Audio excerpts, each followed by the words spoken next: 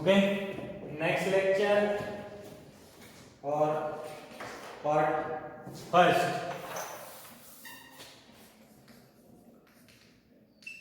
The next chapter, chapter number 5, vector. In physics, you have studied the vectors. What is the definition of the vector and scalar?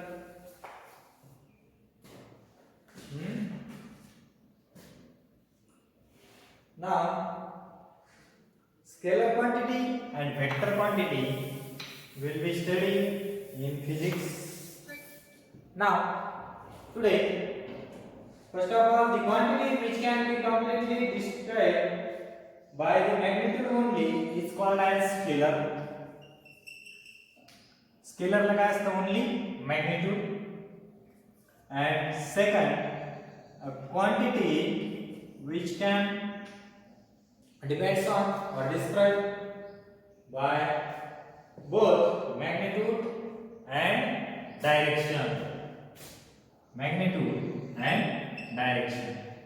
Scalar मध्ये आपल्याला फक्त magnitude जे तेवढंच आपण हे vector मध्ये magnitude age वेल age काय असतं डायरेक्शन. आता याचे एक्झाम्पल्स सपोज लेंथ घेतली आता दोन पॉइंट मधलं distance A and B will be 5 centimetre किंवा दोन गावामधलं अंतर आहे समजा 5 किलोमीटर आहे. मग याला डायरेक्शन देऊ शकतो आपण कुठल्या दिशेला ईस्ट वेस्ट ही काय झाली तुमची डायरेक्शन. म्हणजे वेक्टर मध्ये मॅग्निट्यूड ॲज वेल ॲज काय येतं डायरेक्शन. तसं स्केलर क्वांटिटी सपोज तुमच्यावर केजी मध्ये वेट आहे वेट काय स्केलर क्वांटिटी मध्ये जातं. मग आपण सपोज 1 किलो 2 किलो जे केजी मध्ये आपण घेतलं समजा वेट त्याला डायरेक्शन देतो का ईस्टला एवढं वेस्टला पूर्वेला पश्चिमेला असं म्हणतो का नाही. म्हणजे आता काय it is include only magnitude in a vector magnitude as well as direction. तर हे दोन कन्सेप्ट यामध्ये आपण त्यानंतर magnitude the magnitude or the size or length which is denoted by AB bar. आता वेक्टर एक गोष्ट लक्षात ठेवायची वेक्टर दोन प्रकारे आपण नोटेशन त्याचे दाखवणार आहे. जर कॅपिटलने दाखवले तर ते दोन अक्षर ज्यावेळेस असतील तर ते कशाने दाखवायचे capital 2 letters in upper case then it will be denoted as like this and suppose single letter then it will be denoted by A bar comma B bar comma C bar like this. OA bar OC bar BC bar these are the combined 2 letters are there then it will be in capital letter and it is single letter then it will be small lower case letters. So magnitude is denoted by A B bar like this. magnitude कशा sign denote करायचं किंवा length जर असेल तर length of magnitude A B bar या type मध्ये आपण ते काय करणार आहे डिनोट करणार आहे किंवा त्याच्यामध्ये साइज वगैरे लेंथ वगैरे. आणि magnitude of vector A B C bar जर तुम्हाला स्मॉल लेटर मध्ये डिनोट करायचे असेल तर A bar magnitude of B bar magnitude of C bar या टाइप मध्ये. हे फक्त नोटेशन तुम्हाला सांगितले. सिंगल वेक्टर या पद्धतीने दाखवायची मॅग्निट्यूड दाखवताना त्याला मॉड्युलस जे दोन साइड लाईन तर त्या दाखवायच्या. त्यानंतर टाइप्स पाहिजे आपल्याला यामध्ये. आता फिजिक्स मध्ये पण तुम्ही याचे टाइप्स पाहिलेले वेक्टर्सचे आपण मॅथ्स मध्ये पण पाहणार आहे types of vector.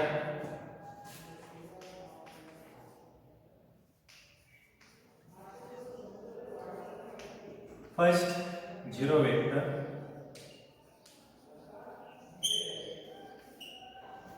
The zero vector, a vector which is initially or terminal point is coincide is called as zero vector or null vector.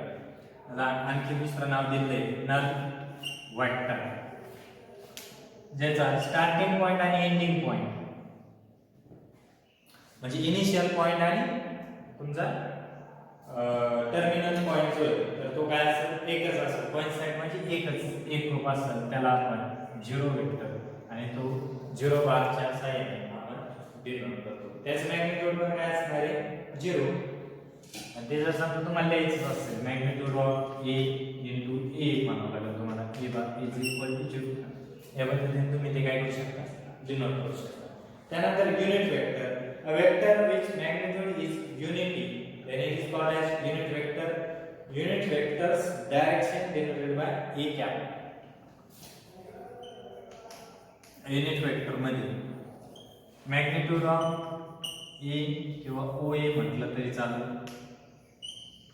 Bar is equal to 1 unit आणि त्याचं direction जे ते a captcha साहाय्याने तुम्ही काय करणार दाखवणार आहे, ज्यामध्ये वेक्टर डिवाइडेड बाय तुम्ही काय म्हणता मॅग्निट्यूड ऑफ वेक्टर, या पद्धतीने त्याला आपण काय करणार आहे डिनोट करणार. आता वेक्टर पाहता coinitial and coterminal, a vector having same initial point is called as coinitial vector. Coinitial म्हणजे काय स्टार्टिंग पॉइंट त्यांचा एकच असेल, समजा इकडे एक वेक्टर गेला इकडे एक वेक्टर गेला, इथे समजा ए बी, मग ओ ए बार आणि ओ बी बार हे दोन वेक्टर सपोज, किंवा ए बार बी बार,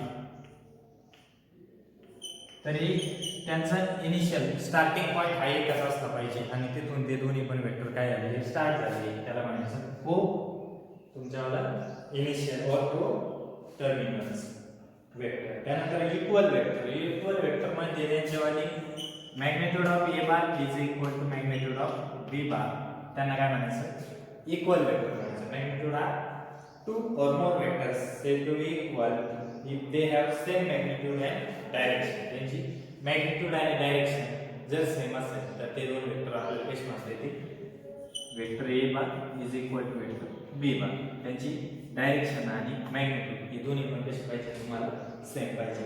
त्यानंतर negative vector, suppose one vector having magnitude are same but direction opposite, suppose A to B असं जर समजा तुमच्याकडे किंवा ए टू बी बार, ए आणि बी घेतला मी समजा, हा ए बी बार त्यांचा मॅग्निट्यूड सेम असेल या डायरेक्शन, पण इकडनं इकडे जर लिहिला राईट टू लेफ्ट लिहिला तर तो बी ए बार होईल, त्याला काय म्हणायचं त्याचा अपोजिट वेक्टर म्हणायचं. Magnitude same but direction opposite असेल. डायरेक्शन कशी असेल अपोजिट म्हणजे काय तर एकदा या दिशेला असेल तर दुसऱ्या या दिशेला, राईट टू लेफ्ट असेल तर लेफ्ट टू राईट, त्याला काय म्हणायचं निगेटिव्ह वेक्टर. आणि which is denoted by suppose P Q magnitude जर असेल तर याचं एक magnitude of minus P Q, हे पण नोटेशन लक्षात ठेवा, किंवा क्यू पी हे मॅग्निट्यूड म्हणजे मायनसच्या साईडने तुम्ही काय करू शकता फक्त त्याला नोटेशन त्याच्यावर डिनोट करू शकता. Now, next, collinear vector. A vector is said to be collinear if they have parallel to same line or along in the same line. Collinear हे महत्त्वाचं आहे. आता समजा डायरेक्ट प्लेन नाही घेतलं, प्लेन मध्ये एक डायरेक्शन तरी सपोज हा ए बार आहे, सेम या डायरेक्शन मध्ये पुढे जर समजा तुम्ही बी बार घेतला तर ए बार आणि बी बार हे दोन्ही कसे होते कोप्लेनर होते. Again suppose this will be A bar, this is B bar, A bar is parallel to B bar, then it will be एकतर ते एकाच लाईन मध्ये पाहिजे किंवा पॅरलल सेम डायरेक्शन मध्ये त्या लाईन मध्ये असले पाहिजे, म्हणजे त्यांना आपण काय म्हणणार कोलिनियर वेक्टर म्हणतो. त्यानंतर फ्री वेक्टर, फ्री वेक्टर म्हणजे त्या डायरेक्शन कुठेही असू शकते, कोणत्याही दिशेला, त्यांना काय म्हणायचं फ्री वेक्टर म्हणायचं. ए बार बी बार सी बार या त्यानंतर localise vector, for the vector of magnitude and direction if it's initial is fixed in a space then such vector is called as localised vector. म्हणजे काय तर त्याचं initial vector तो काय असेल initial value काय असेल पूर्णतः फिक्स असेल. Now, algebra of vector. Actually, starting with chapter from here, algebra of vector. So first, scalar multiplication.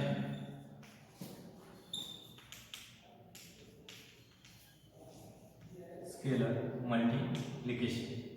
आता स्केलर मल्टिप्लिकेशन मध्ये आपण काय पाहणार आहोत, तर सपोज a ने vector a and k this vector and k is any scalar. तर या स्केलरने याला जर मल्टिप्लाय करायचं असेल k a बार, आता suppose a bar is equal to असेल तुमचं 3i plus 4j minus 2k. हा वेक्टर नोटेशन त्याच्यावर 3D मध्ये आपण जेव्हा डिनोट करणार किंवा 2D मध्ये असेल तर ij मध्ये दाखवतो. मग k मल्टिप्लाइड बाय याचा अर्थ काय, k जर तुम्ही काहीतरी घेतला 2 3 किंवा डायरेक्ट k नेच मल्टिप्लाय करू. k ने मल्टिप्लाय करायचं म्हणजे काय, तर म्हणजे या पद्धतीने मायनस 2k या पद्धतीने. हा k काय k ऐवजी तुम्ही m घ्या थोडंसं, यात k आणलंय ij k मध्ये आपण m घेतो. m is any scalar. मग m ने मल्टिप्लाय केलं तर काय होईल, 3mi plus 4mj minus 2mk या पद्धतीने तुम्ही काय करू शकता, डिनोट करू शकता, म्हणजे त्याला मल्टिप्लाय करू शकता. ते multiply to each other by term. So m is equal to 3mi 4. This m will be scalar and the a vector. Then scalar multiplication of vector. या पद्धतीने तुम्ही त्याला मल्टिप्लाय करू शकता term by term. Now addition of two vectors. Suppose a bar and b bar be any two vectors. Secondly, addition of two vectors. a bar and b bar, then addition of a bar plus b bar. आता a bar आणि b bar हे दोन जर vector असतील आणि त्यांची जर मला ऍडिशन घ्यायची असेल तर डायरेक्ट सिंपल आपण ज्या पद्धतीने ऍडिशन घेतो त्याच पद्धतीने काय करायची, त्यांची ऍडिशन घ्यायची. टर्म्स i मध्ये i चे j मध्ये j त्यांच्यावरती काय करून टाकायचे, ऍड करून टाकायचे. यामध्ये दोन मेथड आहे. फर्स्ट मेथड आहे तुम्हाला पॅरललोग्राम. आता एक गोष्ट लक्षात, हे जे थेरम दिलेले आहे किंवा यामध्ये तुम्हाला स्टेटमेंट देते तर हे इन डिटेल तुम्हाला पूर्वी हा 11वीच्या सिलेबस मध्ये होतं, परंतु तुमचा तिथला चॅप्टर कट करून आता 12वी डायरेक्ट तुम्हाला वेक्टर चॅप्टर आल्यानंतर तुम्हाला जर बघायचं असेल तर जुन्या सिलेबसच्या बुक्स मध्ये तुम्ही यांची ॲडिशन वगैरे कशी घेता येईल ते पाहू शकता. तर पॅरललोग्राम मध्ये पहा काय, suppose this is a bar, this is b bar, origin from a b. आणि मग ज्या पद्धतीने तुम्ही a b c जरी म्हटलं त्याला तरी चालेल किंवा थोडंसं ठीक आहे. तर यामध्ये मिडलला मी एक घेतो c बार, ज्यामध्ये a बार प्लस b बार या दोन्हीची काय होईल, एडिशन. आता हे ॲडिशन ज्यावेळेस तुम्ही घेता याची पॅरललोग्राम तर ही डायरेक्शन याची O to A सपोज, त्यानंतर हा सी पॉईंट घेतला O to C आणि हा बी घेतलेला E. तर या पद्धतीने तुमची काय डायरेक्शन पॅरललोग्रामची. आणि मग यामध्ये ए बार आणि बी बार या दोन्हीची ॲडिशन तुम्हाला या मिडल जो आहे तुमचा सी बार सपोज आम्ही वेगळ्या कलरने केलं, दिस इज सी बार, म्हणजे हे दोन्ही ॲड होतील याच्यासोबत. त्यानंतर थर्ड आहे सेकंड यामध्ये काय ट्रायंगल लॉ. ट्रायंगल लॉ और ॲडिशन ऑफ टू वेक्टर. मग ट्रायंगल लॉ मध्ये काय केलं, एक ट्रायंगल तयार केलेला आहे. सपोज दिस इज, आता यामध्ये डायरेक्शन फार महत्वाची ट्रायंगल लॉ मध्ये. Suppose this is a vector आणि दिस इज बी वेक्टर, दोन वेक्टर ए बार आणि बी. आता जर समजा तुमची ए वेक्टर जो आहे आणि हा बी वेक्टर, तर तुमच्यावर ऍडिशन घेताना ए वेक्टर प्लस बी वेक्टर ज्यावेळेस तुम्ही घेणार आहे, तर यामध्ये तुम्ही ए टू बी आणि बी टू सी या पद्धतीने दोन वेक्टर याच्यामध्ये काय करू शकता, ऍड करू शकता. पण ते दोन्ही तुम्हाला एकाच डायरेक्शनने दाखवावे लागतील, त्यामुळे या डायरेक्शनने ट्रायंगल लॉ मध्ये ए टू बी समजा इथं बी ए टू बी हा ए वेक्टर जो आहे तुमचा, तर त्याची डायरेक्शन काय या दिशेने, बी टू सी दाखवलेला आहे याची डायरेक्शन. तर त्यावेळेस यांची जी ऍडिशन आहे C vector is equal to A bar plus B bar, तो या डायरेक्शन दिसेल. तर सॉरी या डायरेक्शन इकडच्या डायरेक्शन दिसेल, या डायरेक्शन, याला म्हणजे ट्रायंगल. आता यामध्ये मेन काय पहा, ज्यावेळेस लक्षात एकच ठेवायची, इनिशियल जेव्हापासून सुरू झालेला आहे ए बार, तिथे सी बारचा तुमचा इनिशियल दिसला पाहिजे आणि एंडिंग जिथं होतो तुमचा बी बारचा, म्हणजे ती डायरेक्शनची टर्मिनल पॉइंट जिथे येतो त्याच ठिकाणी सी बारचा पण टर्मिनल दिसला पाहिजे, म्हणजे या डायरेक्शनचा, तरच ते ऍडिशन होते. यामध्ये नाही ते रँडम ते दोन्हींची डायरेक्शन दिली, मिडलला त्याच्यावर काय घेतलेलं आहे, त्यामध्ये ते त्यात घेतलेलं मिडल त्याच्यावर डायगोनल म्हटलेलं आहे थोडक्यात. पॅरलोग्राम म्हणजे काय तर हे डॉट एंड पुढे असं जर तुम्ही जॉईन केले तर तो पॅरलोग्राम तयार होतो, म्हणून त्याला पॅरलोग्राम म्हणतात. पण हे ट्रायंगल मध्ये मात्र ही डायरेक्शन फार महत्त्वाची आहे. ए टू बी ए बार आणि बी टू सी ज्या वेळेस तुम्ही बी बार घ्या, इथे ए चा जिथं टर्मिनल पॉइंट येतो तुमचा, त्याच ठिकाणी तुम्हाला इनिशियल पॉइंट बी वेक्टर आला पाहिजे आणि नंतर मग पुढे सी वेक्टर जो आहे तो इनिशियल टू टर्मिनल या पद्धतीने, टर्मिनल म्हणजे एंड पॉइंट थोडक्यात त्याचा लास्ट. तर हे ट्रायंगल लॉ मध्ये तुम्हाला हा महत्त्वाचा आहे. ऍडिशन घेताना त्याच पद्धतीने तुम्ही वेक्टरची ऍडिशन घ्यायची.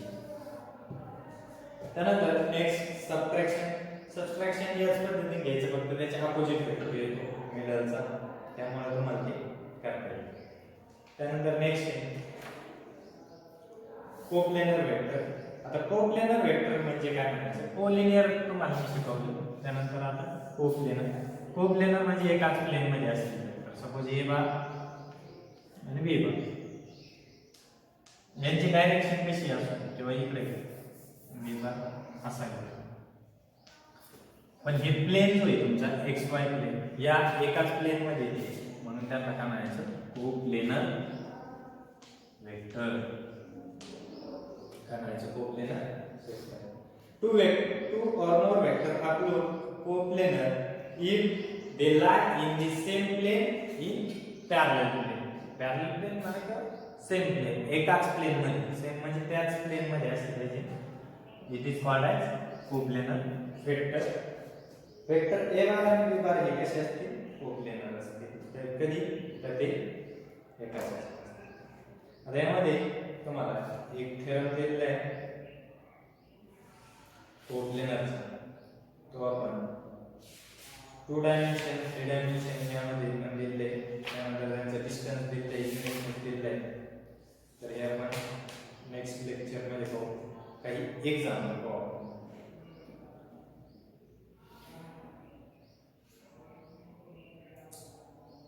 तर पहा, find the magnitude of the following vector. First of all काही एक्झाम्पल्स पाहू आणि नेक्स्ट लेक्चर मध्ये आपण पुढील पॉइंट वगैरे पाहणार.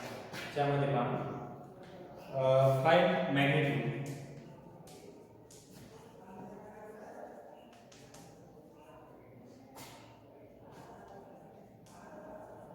वेक्टर, ज्यामध्ये फर्स्ट एक्झाम्पल पहा, A bar is equal to I minus 2j plus 4k.